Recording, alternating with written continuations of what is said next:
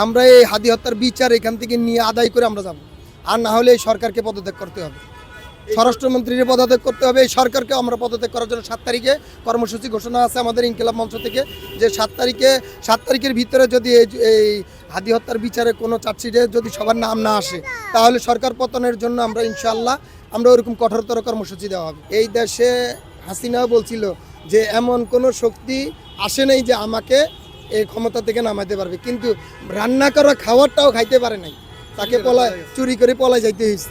তাহলে এইটা দিয়ে তো আপনার প্রমাণ হয় যে না, ইনশাল্লাহ এই দেশে বিচার আদায় করতে হলে রাজপথে কেন নামছি, এই বিচার আদায়ের জন্যই নামছি। আমরা ইনশাল্লাহ বিচার আদায় করেই এই রাজপথ থেকে আমরা যাবো ইনশাল্লাহ।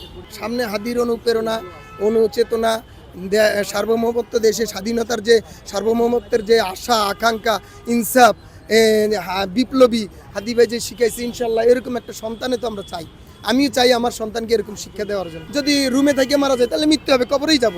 আমরা যদি রাজপথে সংগ্রাম করে মারা যাই তাও তো কবরেই যাব, তাও তো আল্লাহর কাছে বলতে পারবো যে ইনশাল্লাহ ইনসাফের জন্য লড়াই করে আমরা মৃত্যুবরণ করছি।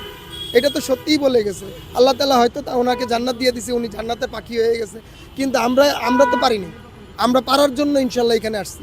হাদি ভাই যখন জুলাই অভ্যুত্থানের আগে আপনার যখন মিছিলগুলো করছিল, ওগুলো ফেসবুকে যখন দেখতাম, মানে এত সুন্দর সংগ্রামী যে বলিষ্ঠ কণ্ঠস্বর, মানে ওগুলো এত অনুপ্রেরণার আমার দিলের ভিতরে জাগছে। আর ইদানিং উনি মৃত্যুর পরে আরও মানে অনুশোচনা, অনুপ্রেরণা এগুলো দিলের ভিতরে জাগ্রত করে তুলছে। আমি আমার ব্যবসা রাইখে চলে এসেছি, আমার সাভারে ব্যবসা আছে, আমি আমার দোকান আছে, আমি আমার সন্তানের মাদ্রাসা আছে, এই সন্তানকে নিয়ে চলে আসছি শীতে অপেক্ষা করে। কেন আসছি?